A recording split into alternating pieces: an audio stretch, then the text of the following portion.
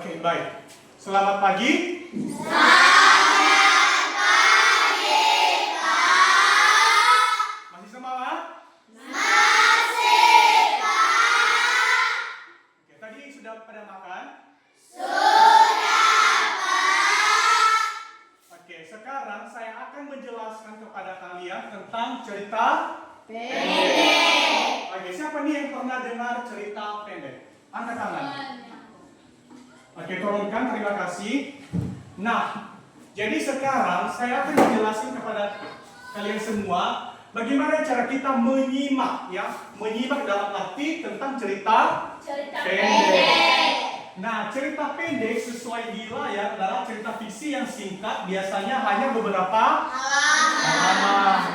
Siapa nih yang pernah baca buku cerita, misalnya dongeng, ya, misalnya kan di perpus itu banyak sekali cerita. Siapa nih yang pernah baca? Oke, bagus, turunkan tangannya. Nah, cerita pendek itu ia berfokus pada satu kejadian yang utama. Nah, jadi beberapa tokoh saja dengan alur cerita yang langsung menuju pada inti permasalahan. Nah, jadi ini mengenai pengertian dari cerita pendek. Nah, sekarang kita masuk pada unsur-unsur cerita intriksi cerita pendek. Nah, ada berapa unsur-unsurnya? Ada 7. Nah, unsur yang pertama itu ada yang namanya tema. Nah, arti tema di dalam hal tersebut adalah ide pokok atau gagasan utama. Nah, jadi dalam tema ini, misalnya kalau ada judul, maka kita akan tahu apa dan isi dari cerita tersebut. Ya, dengan adanya judul atau tema, maka rangkaian cerita tersebut bisa kita tebak apa isi dari cerita tersebut. Nah, itu yang dimaksud dengan tema. Nah, ada yang kedua adalah tokoh. Nah, tokoh ini adalah bisa orang, bisa hewan, dan lain sebagainya. Nah, jadi tokoh itu ada dua, ya. Yang pertama itu tokoh pembantu dan tokoh utama. Seperti yang saya jelaskan sebelumnya, tokoh utama itu misalnya Bapak di dalam kelas ini. Jadi Bapak sekarang sedang menjelaskan kepada kalian, otomatis saya tokoh yang utama. Nah, kemudian kalau dia tokoh pembantu seperti kalian misalnya, saya memberikan pertanyaan, maka kalian akan menjawab. Nah, itu yang dimaksud dengan tokoh. Kemudian unsur yang ketiga itu ada watak. Nah, apa itu watak? Sifat-sifat kepribadian tokoh utama. Misalnya watak itu terbagi menjadi beberapa bagian. Ada sifat yang baik, ada sifat yang jahat. Saya yakin di kelas ini semuanya sifat yang baik. Ya, jadi mungkin sifat yang baik itu ada di kelas 1, 2, dan di kelas lain. Gak ada di kelas ini, iya kan? Iya. Yakin? Yakin. Ya, jadi semuanya sifatnya baik, tidak ada yang bertengkar, ya kan? Iya. Jadi akur satu sama lain, gitulah. Jadi itu mengenai tentang watak. Kemudian yang keempat itu ada suasana. Nah, suasana itu dalam arti hal itu adalah rasa atau perasaan, ya. Jadi seperti sekarang suasananya apa? Cerah. Walaupun kelihatan mendung, tapi jiwa semangat kita masih semangat. Nah, itu mengenai suasana. Kemudian unsur yang kelima itu ada alur. Nah, apa itu alur? Rangkaian peristiwa, ya, bisa dari awal, pertengahan maupun akhir cerita. Kalau tidak ada alur, maka kacaulah cerita kita. Ya, pembacanya sulit memahami. Ya, makanya ada yang namanya alur, maka pembaca bisa konsisten membacanya, bisa memahami, ya, lebih sungguh-sungguh. Itu arti dari alur. Kemudian ada yang namanya latar. Nah, sudah jelas, ya. Latar ini adalah tempat, waktu, dan suasana dalam cerita. Misalnya sekarang saya mengajar di kelas 4. Ya, jadi latarnya itu tempat, ya. Tempatnya itu di kelas 4. Misalnya kalian sering apel di halaman sekolah, itu adalah tempat kalian untuk apel. Misalnya kalian berdoa di gereja, itu tempat untuk berdoa di gereja. Nah, itu maksud tentang latar. Kemudian yang terakhir adalah sudut pandang. Nah, jadi sudut pandang ini adalah cara pengarang menceritakan cerita. Ya, bagaimana cara dia agar pembaca itu tertarik dalam hal bisa mendapatkan pesan singkat dari cerita tersebut. Yang bisa dia bawa dalam kehidupan dia sehari-hari. Ya, misalnya kan kita kalau di gereja itu ada yang khotbah, maka apa yang kita dapatkan itu adalah ada khotbah yang kita dapatkan. Bisa kita bawa ke dalam kehidupan sehari-hari. Ya, makanya di sudut pandang ini menceritakan kepada kita agar kita tahu ya amanat yang cocok dalam kehidupan sehari-hari. Nah, ini mengenai unsur-unsur cerita pendek. Kemudian ya kita masuk pada video cerita pendeknya. Jadi saya sudah menyiapkan kepada kalian semua agar menyimak video tentang cerita pendek tersebut. Nanti saya akan putar di layar tersebut. Ya, coba diperhatikan.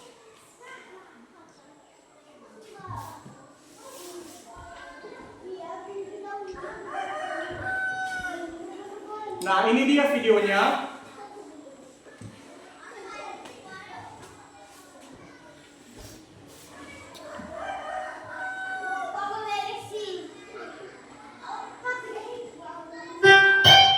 Suatu hari, ada seekor kancil yang kelaparan.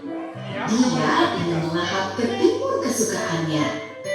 Tapi ketimunnya ada di seberang sungai. Kancil berpikir dan menemukan ide yang bagus. Si kancil berteriak, "Buaya, buaya, ayo keluar!" Para buaya terganggu oleh si kancil. "Kalian mau daging segar?" tanya si kancil. Para buaya senang akan mendapat makan siang. Si kancil meminta para buaya untuk berbaris, lalu lompat ke punggung buaya hingga seberang sungai. Si kancil berterima kasih dan minta maaf sudah mengerjai buaya. Para buaya pun kesal. Akhirnya si kancil bisa makan ketimun kesukaannya. Nah, ini cerita tentang si Kancil.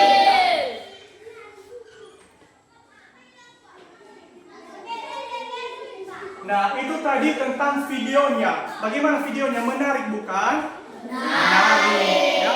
Jadi, seorang si kancil adalah tokoh utamanya. Nah, jadi di sini saya telah menyediakan cerita dalam bentuk teks ya. Tadi video. Sekarang saya menyediakan tentang sebuah teks. Coba, karena videonya tadi singkat, maka kalian bisa memahami dengan teks yang sudah saya sediakan. Coba masing-masing ini dibaca bersama-sama atau dibaca dalam hati-hati. Coba dimulai dalam hati. Oke, mulai. Jadi kalian memahami siapa tokoh utama, siapa yang menjadi tema, ya, di mana latarnya. Jadi kalian tentukan sendiri. Oke, disimak lebih baik-baik, simak lebih dalam, ya. Kalau sudah, saya putar lagi.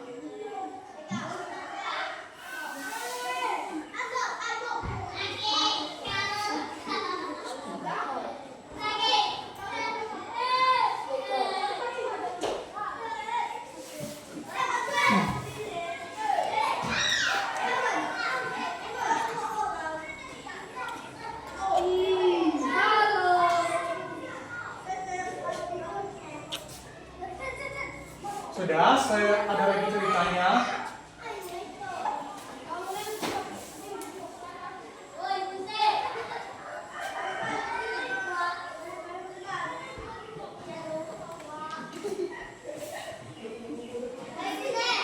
Oke, lanjut.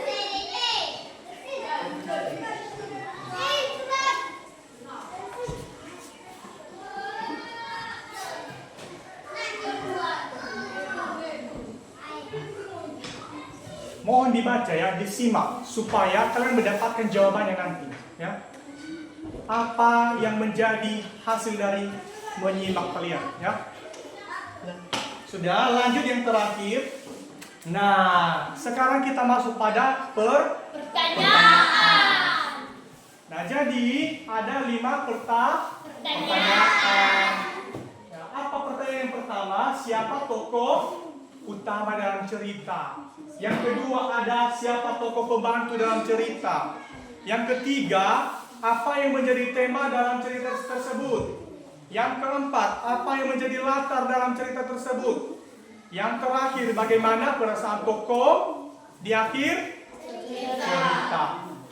Nah, jadi nanti kalian akan menjawab ya setelah menyaksikan kembali video tayangan tadi tentang si kancil. Oke, saya akan memutarkan kembali supaya kalian dapat jawabannya ya. Jadi kalian simak baik-baik, maka kalian akan mendapatkan jawabannya.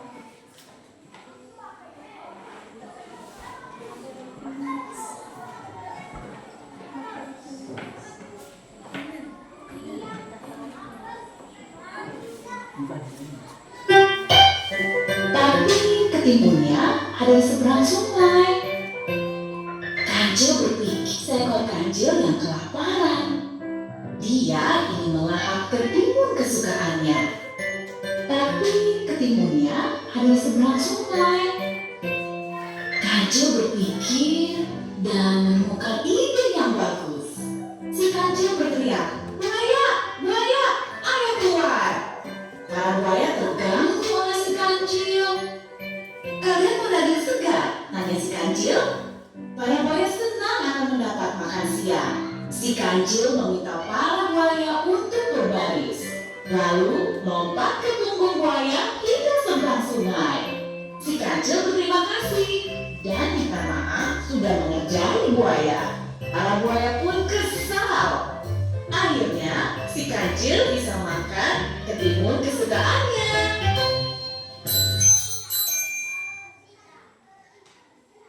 Oke, bagaimana? Sudah mendapatkan jawabannya? Sudah. Oke. Pertanyaan yang pertama, siapa tokoh utama dalam cerita? Siapa yang tahu? Ayo angkat tangannya, berdiri langsung. Menurut saya, Pak, tokoh utama dalam cerita tersebut adalah si kancil. Ya, betul sekali. Boleh berikan tepuk tangan. Oke, soal yang kedua itu siapa tokoh pembantu dalam cerita? Ayo, siapa yang berani? Saya, Pak. Oke, berdiri silakan. Menurut saya, tokoh pembantu adalah para buaya. Oke, jawabannya sangat bagus. Coba tepuk tangan. Sekarang soal yang ketiga, apa yang menjadi tema dalam cerita tersebut? Ayo, siapa yang berani? Angkat tangan langsung berdiri. Oke. Menurut saya yang menjadi tema dalam cerita tersebut yaitu kecerdikan dan Konsekuensi. dan tindakan peneliti. Betul sekali. Oke, boleh diberikan tepuk tangan. Pertanyaan yang keempat itu apa yang menjadi latar dalam cerita tersebut? Ayo silakan yang berani. Saya Pak, Oke, silakan berdiri. menurut saya Pak, jawabannya adalah sebuah hutan yang rindang dan tepi sungai. Betul sekali. Tepuk tangan. Pertanyaan yang terakhir ya. Saya harap di pertanyaan terakhir ini lebih luas jawabannya, ya. Oke, pertanyaannya bagaimana perasaan tokoh di akhir cerita? Ayo silakan yang berani siapa? Oke, silakan berdiri. Menurut saya, jawabannya kancil merasa puas dan senang karena berhasil mendapatkan ketimun yang diinginkannya. Sebaliknya, para buaya merasa kesal dan tersipu karena telah diperdaya oleh kancil. Waduh, jawabannya sangat luas sekali, jawabannya sangat mantap. Tepuk tangan untuk Nah, jadi ini jawabannya yang tadi. Benar yang dikatakan temanmu bahwa tokoh itu adalah kancil, kemudian tokoh pembantu ada para buaya. Tema itu kecerdikan dan konsekuensi dari tindakan menipu. Yang keempat, ada yang namanya sebuah hutan dan sungai yang lebar. Kemudian yang terakhir, kancil merasa puas dan senang karena berhasil mendapatkan ketimun yang diinginkannya. Sekali lagi berikan tepuk tangan kepada teman yang sudah menjawab. Oke, mungkin begitu saja penjelasan kita pada hari ini mengenai cerita pendek. Semoga penjelasan tentang menyimak cerita pendek pada hari ini akan menjadi pengalaman berharga kepada pribadi siswa-siswa kami. Saya harapkan ke depannya kalian bisa menentukan mana yang namanya tokoh, mana yang namanya tema, mana yang namanya alur dan lain sebagainya. Ya, semoga kalian dapat menjadi orang-orang yang hebat untuk ke depannya. Mungkin itu saja penjelasan pada hari ini. Saya ucapkan terima kasih. Yahobu.